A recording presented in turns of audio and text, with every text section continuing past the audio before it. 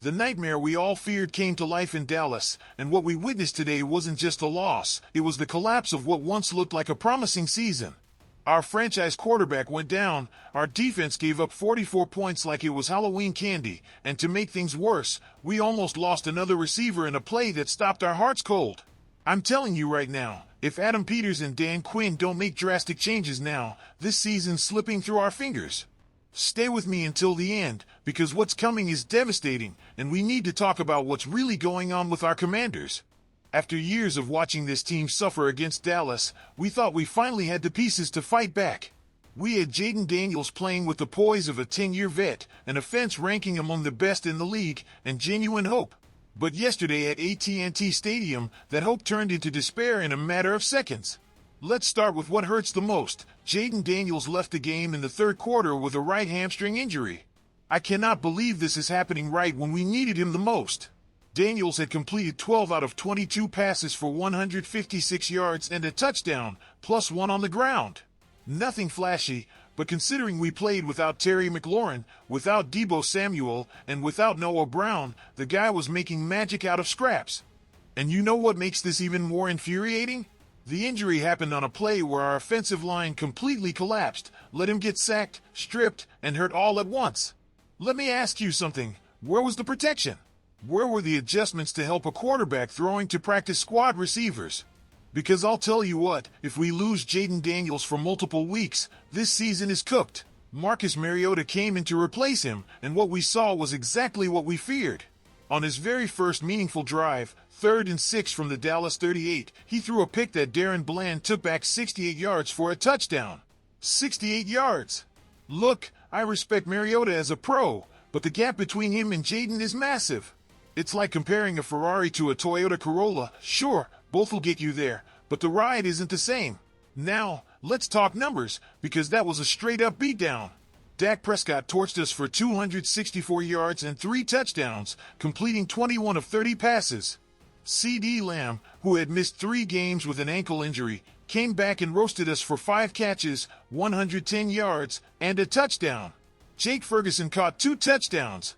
Javonte Williams ran for 116 yards and another score. Prescott's home record against Washington? 7-0. 7-0. Do you get how humiliating that is? Let me tell you something, Dallas offense is ranked number 1 in the NFL, and yesterday they showed exactly why. They racked up 409 total yards on us. 409. Meanwhile, we could only put up 22 points, playing shorthanded, chasing all game. But what's the most frustrating part? We actually had moments where it looked like we could hang in there. Daniels hit Chris Moore for 44 yards down to the 9, then found Zach Ertz for a 5-yard score. After a safety gave us an 8-7 lead, I thought, here we go, this might be our moment. Then our defense completely ghosted, and Prescott dropped a 74-yard bomb to Lamb that flipped the whole game. Right before halftime, Daniels led a 68-yard drive, Jeremy McNichols took it 19 yards down to the 1, and Jayden bulldozed his way in for the touchdown.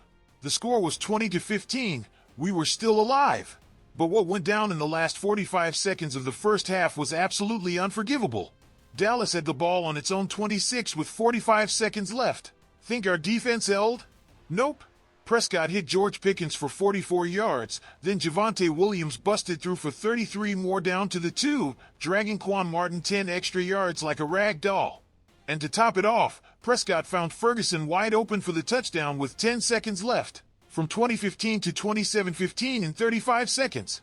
Now tell me, how does a professional NFL defense give up a touchdown drive in 35 seconds? Where were the adjustments? The communication? That wasn't bad luck, that was plain incompetence. Chris Rodriguez Jr. scored from the 3-yard line in the 4th to make it 41-22, but by then, it was long over. Daniels was in the locker room, our defense was handing out free yards like it was Black Friday, and Dallas was partying while we watched our season crumble. We're now 3-4, and what's coming next? The Kansas City Chiefs. The Chiefs, Mahomes and all. And possibly no Jayden. If he can't go, we're about to find out how deep Adam Peters' roster really is. And honestly, I don't like what I'm seeing.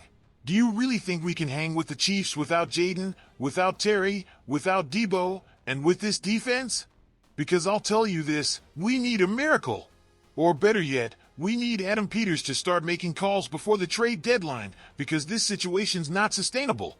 If you thought Jayden's injury was the worst part of the night, wait until we break down what's really killing this team.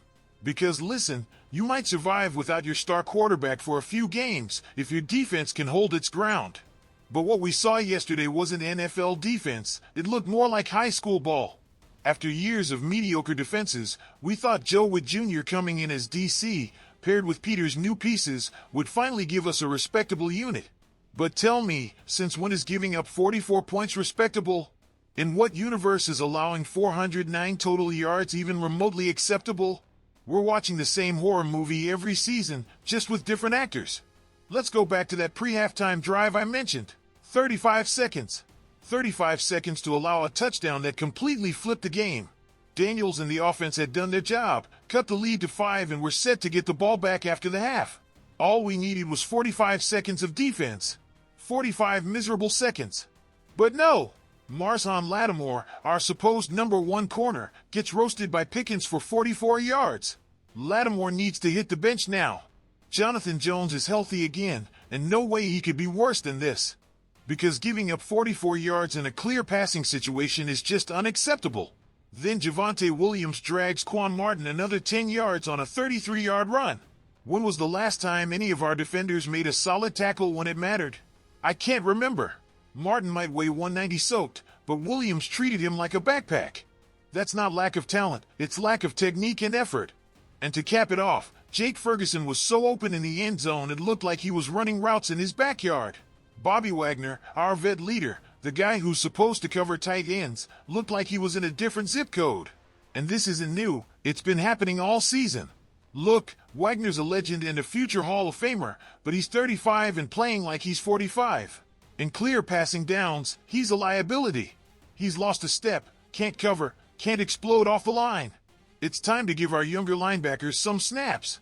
What do we have to lose, giving up 50 instead of 44? Now, Joe Witt Jr., I get it, he's working with what he's got. Dietrich Wise and Will Harris have both been banged up, and that hurts. But where are the adjustments? The creativity? Every week it's the same blown coverages, same missed tackles, same players making the same mistakes. We have to start asking if Witt Jr. is really the right guy for this job. There's a difference between lacking elite talent and not doing a single thing to minimize your weaknesses. If Dan Quinn doesn't step in soon, we'll be averaging 35 points allowed per game.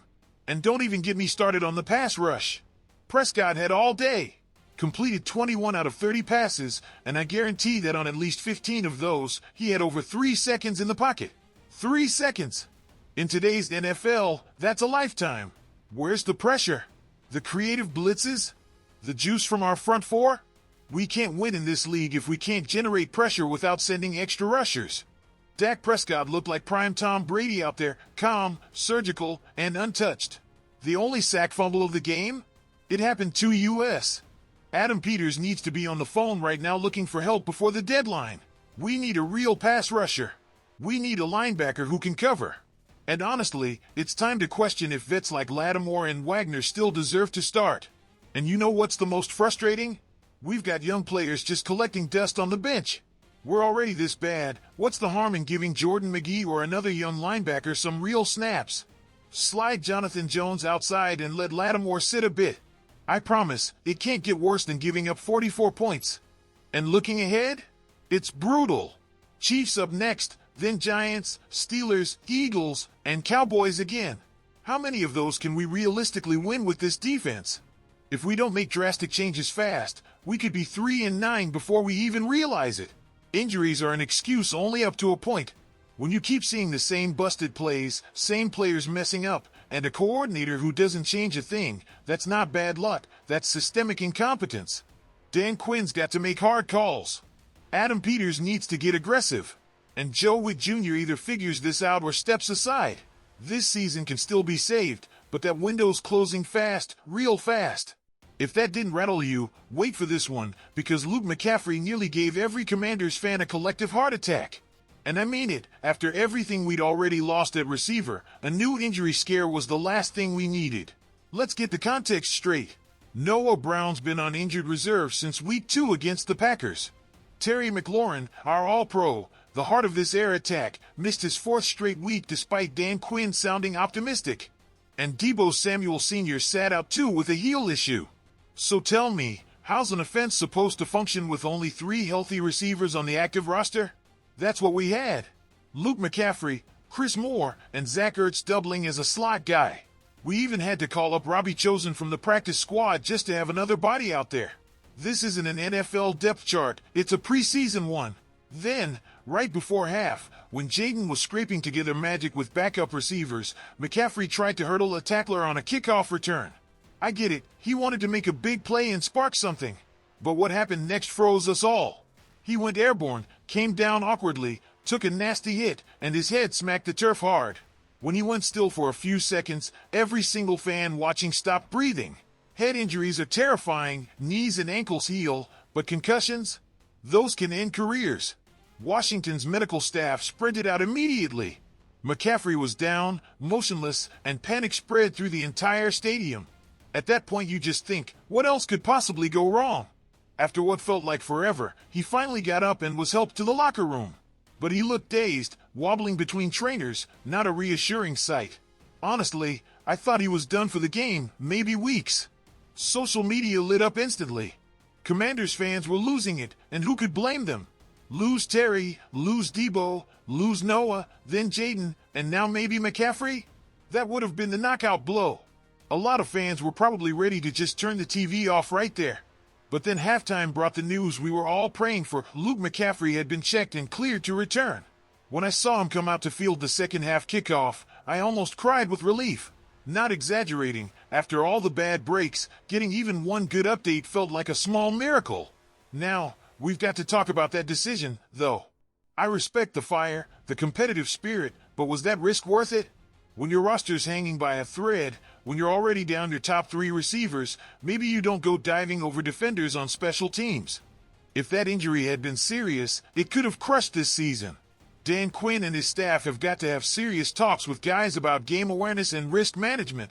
Sometimes the smartest play is protecting yourself. You can't make plays if you're sidelined. In the end, we dodged a bullet. No concussion, no major injury, and McCaffrey finished the game.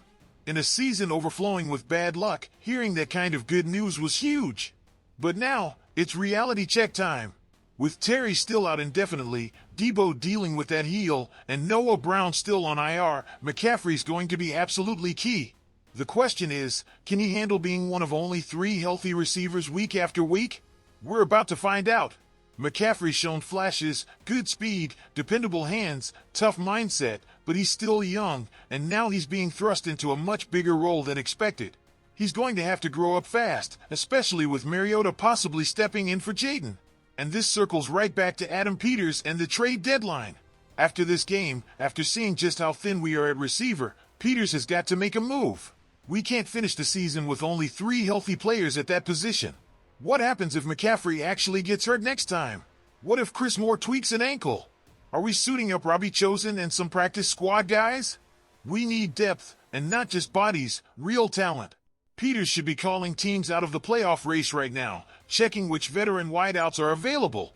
Because if we don't move fast, we might not even have enough healthy receivers to line up.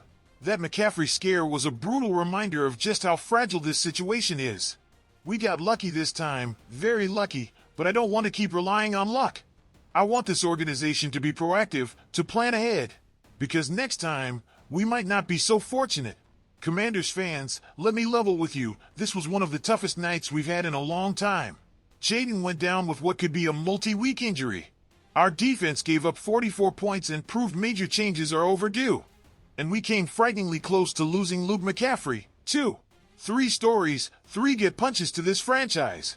But let me ask you, are we giving up? Are we letting this season slip away without a fight? Because I'll tell you this, we're still 3-4, still alive in the division race, and there's still time to adjust. But we need Adam Peters to make moves before the deadline. Dan Quinn must hold Witt Jr. and this defense accountable. And the healthy guys? They've got to step up. Do you think we can beat Kansas City without Jayden?